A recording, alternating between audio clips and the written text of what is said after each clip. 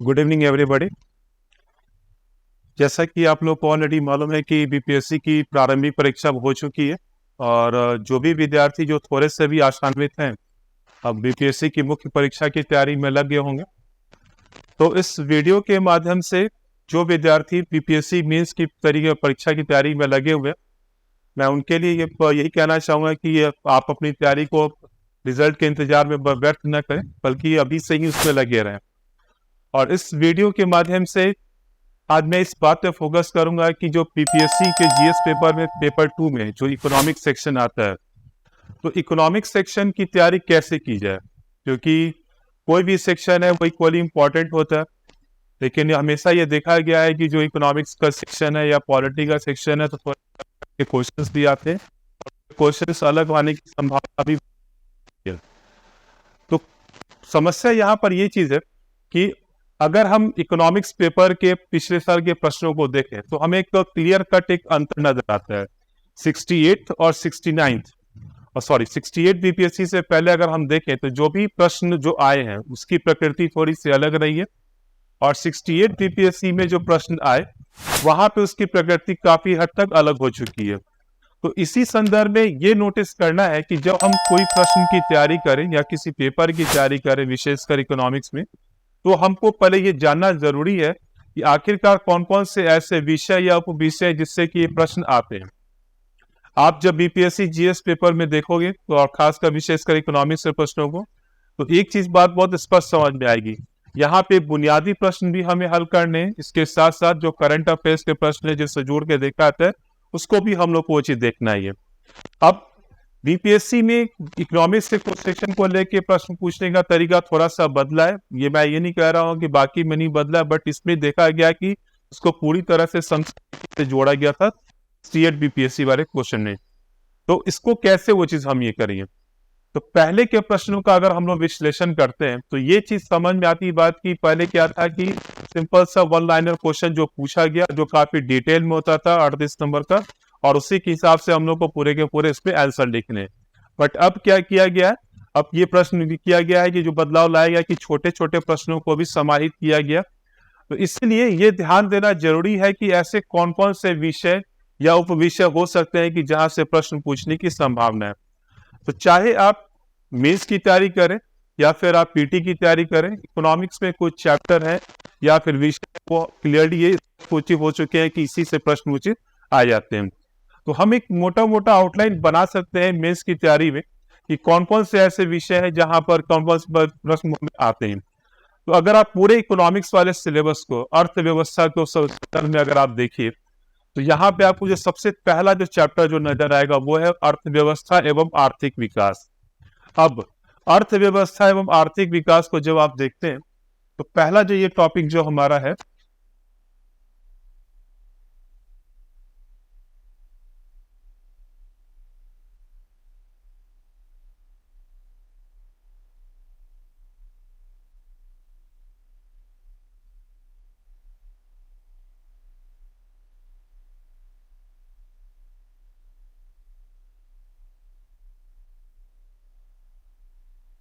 इस पहले चैप्टर में कौन कौन से विषय आ सकते हैं, जैसे कि स्वभावतः किसी भी अर्थव्यवस्था की विशेषता क्या होती है, और इसी को हम बिहार के संदर्भ में भी हम देख सकते हैं। इसमें नई नई जो शब्दावली पूछी गई है, खासकर 68 बीपीएससी में जो प्रश्न पूछा गया था ब्लू इकोनॉमी क्या होता है, ये इसी चैप्टर से रिलेटेड है, परंतु वो समसामयिक वो पाठ से वो चीज विशेषकर जुड़ा हुआ है। साथ साथ अगर हम अन्य विषयों की चर्चा करें तो एक बहुत ही सिंपल सा प्रश्न पूछा गया था कि प्राकृतिक वनों का आर्थिक विकास में क्या योगदान होता है। ये एक सिंपल सा क्वेश्चन था, परंतु ये लेंथी क्वेश्चन था, इसको हम लोग को 38 नंबर के हिसाब से वो चीज लिखना है। लेकिन अगर आज के डेट में कोई क्वेश्चन अगर आए इसी चैप्टर से, इसमें जो टॉपिक क्या क्या हो सकते हैं, जैसे कि सतत विकास की अवधारणा क्या होती है, गिग इकोनॉमी क्या होती है, सर्कुलर इकोनॉमी क्या होती है, ये सारे प्रश्न आपको इसी पहले वाले चैप्टर से ही आएंगे। और आर्थिक विकास में विभिन्न कारकों की क्या भूमिका होती है, ये सब क्या हो जाएगा कि पहले चैप्टर के अंतर्गत ही आएगा ये। इसके बाद अगर हम दूसरे विषय को देखें यानी कि यहाँ पर, तो ये हमें नजर आता है योजना, यानी कि भारतीय अर्थव्यवस्था के संदर्भ में जो सेकेंड चैप्टर है योजना, इस योजना चैप्टर कहने का मतलब यह है कि कोई अगर स्कीम लाई गई है तो सिर्फ उसी से मतलब नहीं है, ओवरऑल यानी कि अर्थव्यवस्था के विकास में योजना की क्या भूमिका रही है, क्या इसके लूप प्रोस एंड कॉन्स रहे हैं, इसके बाद कौन कौन सी योजना के कौन कौन से मुख्य विषय थे, इन सभी चीजों को इस टॉपिक के अंतर्गत शामिल करना है। साथ ही साथ यह भी देखना है कि जब हम कोई केंद्र सरकार की या राज्य सरकार की कोई योजनाओं के विश्लेषण करें, अगर उसका अर्थव्यवस्था से कोई संबंधित अगर रहेगा पक्ष, उसको भी इसमें शामिल किया जाता है। इसके बाद जो तीसरा टॉपिक जो हम लोग को मिलता है वो है गरीबी एवं बेरोजगारी।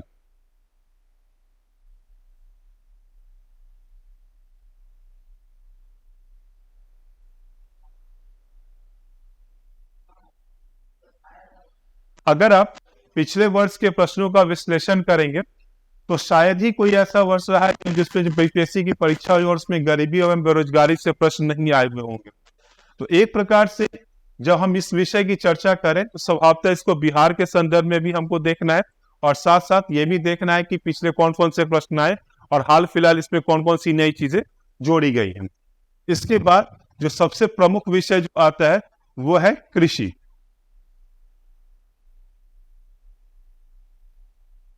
यह विषय भारतीय अर्थव्यवस्था के संदर्भ में साथ ही साथ बिहार के संदर्भ में भी बहुत ही महत्वपूर्ण है, क्योंकि ये एक ऐसा विषय है जिसमें नित्य प्रतिदिन कुछ ना कुछ परिवर्तन आते ही जा रहे हैं।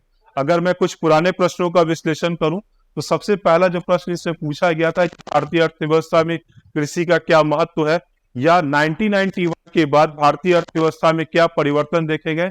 तो स्वभावतः ये जो प्रश्न पूछा गया कि 1991 के बाद भारतीय कृषि में क्या परिवर्तन देखे गए, इसका संबंध सीधा ये था कि जो नवीन आर्थिक नीति लाई गई उसके बाद भारतीय अर्थव्यवस्था में जो संरचनात्मक परिवर्तन आए तो उनका कृषि के ऊपर क्या प्रभाव पड़ा, यानी कि एक प्रकार से उदारीकरण, निजीकरण एवं वैश्वीकरण की नीति का भारतीय कृषि पर क्या प्रभाव करा।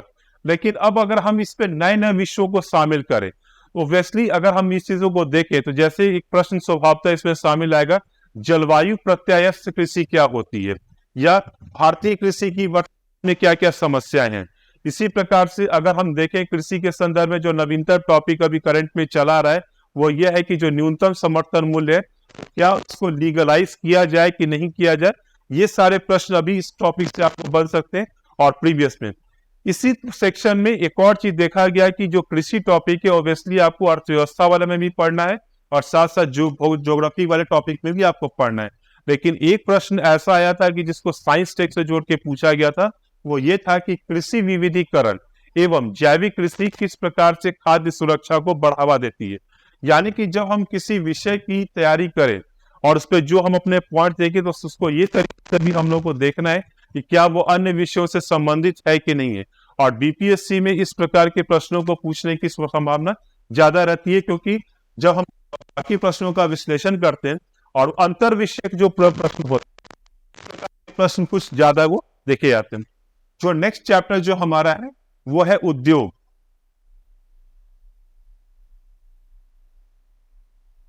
जैसा कि मैंने स्पष्ट किया, ये दो विषय ऐसे हैं, कृषि एवं उद्योग, ये हमें इकोनॉमिक्स में भी पढ़ना है, ज्योग्राफी में भी पढ़ना है।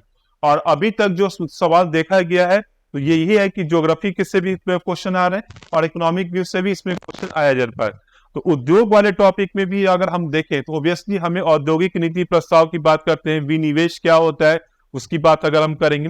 इसके साथ साथ ये भी चीज देखना है कि क्या करंट में कोई चीजें आई है कि नहीं। जैसे प्रारंभिक परीक्षा में पूछा गया था पीएलआई स्कीम के बारे में, इसी चीज को अगर मुख्य परीक्षा में भी अगर पूछा जाए कि पीएलआई स्कीम क्या है, क्या इसका भारतीय अर्थव्यवस्था पे क्या प्रभाव पड़ेगा, तो ये टॉपिक हम लोग का उद्योग के अंतर्गत आएगा। इसके बाद जो नेक्स्ट जो चैप्टर जो हमारा है वो है लोक वित्त।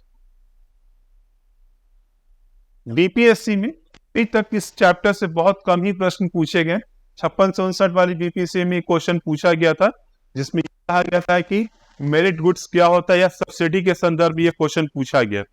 तो यहाँ लोक वित्त से भी कुछ कुछ क्वेश्चन है, जैसे राजकोषीय नीति क्या होती है, मौद्रिक नीति क्या होती है, इसका अर्थव्यवस्था पे क्या प्रभाव पड़ता है, या अर्थव्यवस्था के विकास में कौन कौन से किस प्रकार से ये अपनी योगदान देती है।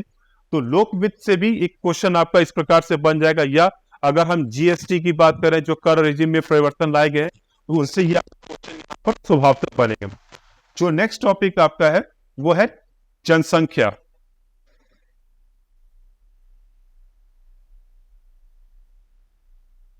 अगर आप प्रीवियस क्वेश्चन का विश्लेषण करें तो जनसंख्या से बहुत बार ये प्रश्न आया हुआ है कि जनसंख्या की आर्थिक विकास में क्या भूमिका होती है।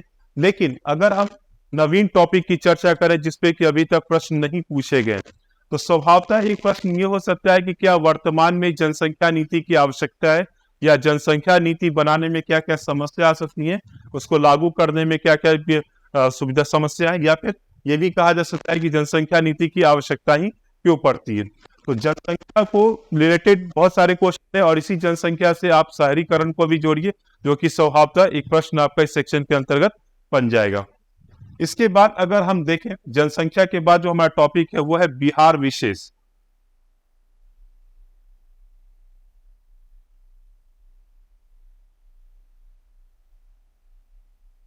बीपीएससी की परीक्षा हो और बिहार विशेष अगर प्रश्न हो तो ये बिल्कुल बेमानी है, क्योंकि जब तक हम बिहार विशेष को अगर ध्यान नहीं देंगे, क्योंकि जितने भी हमने ये विषय टॉपिक बनाए हैं स्वभावतः यह देखा गया है कि उनको बिहार के संदर्भ में ही वो चीज पूछा गया है। जैसे कि जब हम कहते हैं कि अर्थव्यवस्था के तृतीय क्षेत्र का विकास कैसे हुआ, तो बीपीएससी में पहले भी ये क्वेश्चन पूछा जा चुका है कि जब हम तृतीय क्षेत्र की बात करते हैं तो बिहार में ये क्यों ज्यादा वो दिखाई पड़ता है। यानी कि बिहार से संबंधित अगर हम बात करें, गरीबी बेरोजगारी की बात करें, कृषि की बात करें, उद्योग की बात करें, तो ये बिहार के संदर्भ में ही जितने भी आर्थिक तथ्य हैं उनको जोड़कर हमें यहाँ पे सारी चीजें देखनी है। इसके बाद एक और टॉपिक जो आपका जो बन जाएगा वो है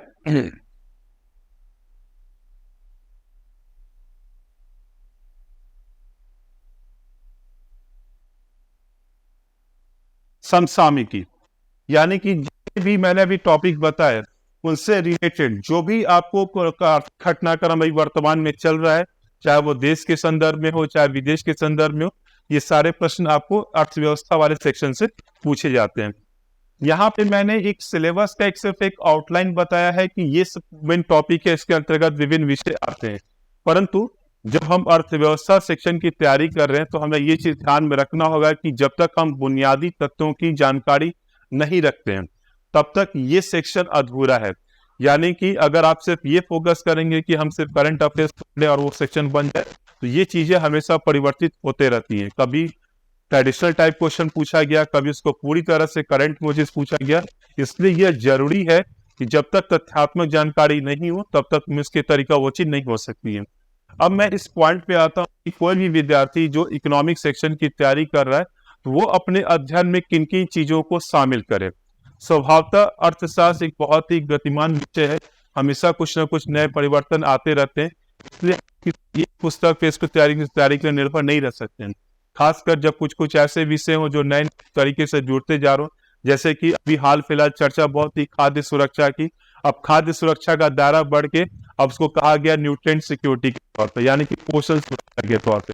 तो अभी तक विषय चल रहा था खाद्य सुरक्षा और अब इसका फोकस हो गया न्यूट्रिएंट सिक्योरिटी के तौर पे। इसको हम कैसे जोड़ें? इसी प्रकार से अगर हम भारत में सहकारिता आंदोलन की बात करें तो सहकारिता आंदोलन का दायरा भारत में किस प्रकार से आगे बढ़ा, तो ये सारे प्रश्न किसके अंतर्गत आ जाते हैं? अंतर्गत। तो अब हमें यहाँ पे पॉइंट ये चीज ध्यान में रखना है कि जब हम इकोनॉमिक सेक्शन की तैयारी करें तो हमारे पास कुछ ऑथेंटिक न्यूज़पेपर, मैगजीन ये सब जरूर है। कुछ पुस्तकों के नाम का मैं उल्लेख करना चाहूंगा, जैसे कि अगर आप भारतीय अर्थव्यवस्था की तैयारी कर रहे हैं, स्वभावतः दत्त एंड सुंदरम की पुस्तक बहुत ही उपयोगी पुस्तक आती है। कोई भी अगर आप समसामयिक मैगजीन पढ़ रहे हैं उसमें जो भी आपको डेटा मिलता है या फिर आर्टिकल मिलते हैं, खासकर जब हम न्यूज़पेपर पढ़ रहे हैं तो जो भी आर्टिकल्स उसमें आते हैं इकोनॉमिक बेसिस पे, उसको हम लोग को पढ़ना है।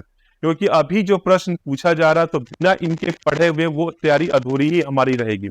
तो ये जब हम इकोनॉमिक्स तैयारी करें तो इसमें इन्हीं चीजों को हम लोग को देखना है, और कोई बहुत ज्यादा ऐसा नहीं है कि हम इसको पर एक विद्वान की तरह इसमें देखें, ऐसी कोई संभावना नहीं बनती है। आप जब आंसर लिख रहे हैं तो तथ्यों को स्पष्ट तौर पे प्रस्तुत करना, और ये ध्यान रखें कि बहुत ज्यादा डेटा इसमें शामिल हो, क्योंकि कोई भी व्यक्ति जब आंसर चेक करता है उसके लिए भी मुश्किल होता है कि वो डेटा उसके पास याद है कि नहीं है, या फिर उसको मिलाने में उसको भी काफी दिक्कत रहती है। तो ये प्रश्न ये सोचना है कि हम डेटा का बहुत ज्यादा प्रयोग कर लें, क्योंकि अर्थशास्त्र का विषय ये कहीं से भी समीचीन साबित नहीं होता है। अर्थशास्त्र ऐसा विषय है कि जहां पे टू दी पॉइंट तक आंसर लिखना बहुत ही जरूरी है और इसी बेसिस पे मार्क्स मिलते हैं। जो प्रश्न पूछा गया है उस प्रश्न के अनुरूप क्या आंसर हो, ये जानना जरूरी होता है, ना कि इसके कि हम आंकड़ों को या फिर अन्य अनर्गल प्रलापों को उसमें शामिल करें। ये कहीं से तो तैयारी के दौरान ये स्पष्ट होना चाहिए कि हम जो तैयारी कर रहे हैं उसमें कौन कौन से विषय शामिल है। इसके बाद जब हम उन विषयों को ले लेते हैं तो उप विषय की जानकारी रखते हैं। इसके बाद हमें ये देखना है कि क्या करंट अफेयर्स में वो चीजें शामिल हो रही हैं कि नहीं हो रही है, उनसे रिलेटेड नई जानकारी आ रही है कि नहीं आ रही है। इन्हीं सारी विषयों को ध्यान में रखते हुए आप इस पेपर की तैयारी कर सकते हैं।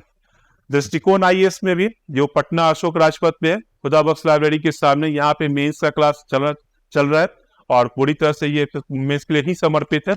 तो इस क्लास में हम लोग इसी चीजों की चर्चा करेंगे कि जो भी बीपीएससी मुख्य परीक्षा है तो किस प्रकार आंसर देखा जाए।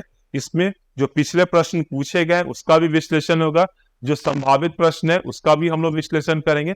इस प्रकार से इस तरह की तैयारी की जाएगी ताकि कोई भी प्रश्न अगर पूछा जाए तो विद्यार्थी उसको पूरी तरीके से आंसर लिख पाए। तो मैंने ये प्रयास ये किया था कि आपके सामने एक पूरी की पूरी एक आउटलाइन प्रस्तुत करूं। उम्मीद करता हूं कि आप इस चर्चा से काफी लाभान्वित हुए होंगे और ये प्रयास करता हूं कि आप यहाँ पे संस्थान में आए और हमारे मेंस परीक्षा वाले कार्यक्रम से जुड़े ताकि आप भी लाभान्वित हो सकें। धन्यवाद।